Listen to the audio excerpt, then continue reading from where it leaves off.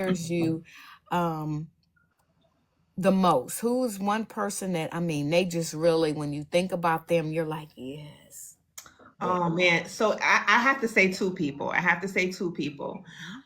First and foremost, my mom, because my mom is a hustler. Really, I'm gonna go ahead and say three. One is not here with us. Rest in peace, my grandmother. My grandmother is the OG hustler. Oh, My mom, get it from her mama. Okay, so like my grandmother showed me what it was to hustle and grind from Jamaica, a whole nother country.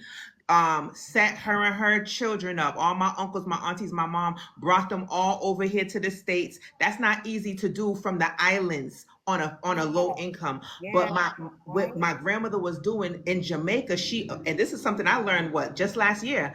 My grandmother in Jamaica was baking cakes, she was baking buns, she was making beef patties from scratch. She was an excellent cook, she was an excellent clean. So, it's ingrained in my DNA to go to be a go-getter.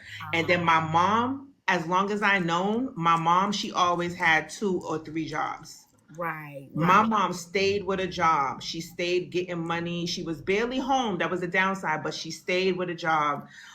So between my grandmother, my mother, and my uncle, I could say my uncle was my first role model of being a boss. Because although my grandmother and my mother were hustlers Uh-huh. and go-getters and hard workers, Yeah. my uncle was my first real live up close representation of entrepreneurship. I He started a transportation company, and I saw him go from one van to two vans to three vans, and just elevate and grow his company. When he first started out, he literally had one little van. I think it was like a was it 8 passenger, 12 passenger, something like that, and it wasn't up to date. He had me helping him type up the applications for the moms who wanted their kids to get on the bus to go, to take them to Mhm. and from school and daycare and all that.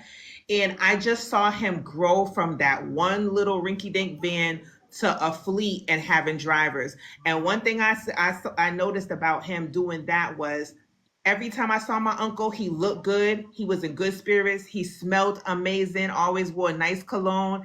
And I always saw him traveling and having freedom. And that installed in me from middle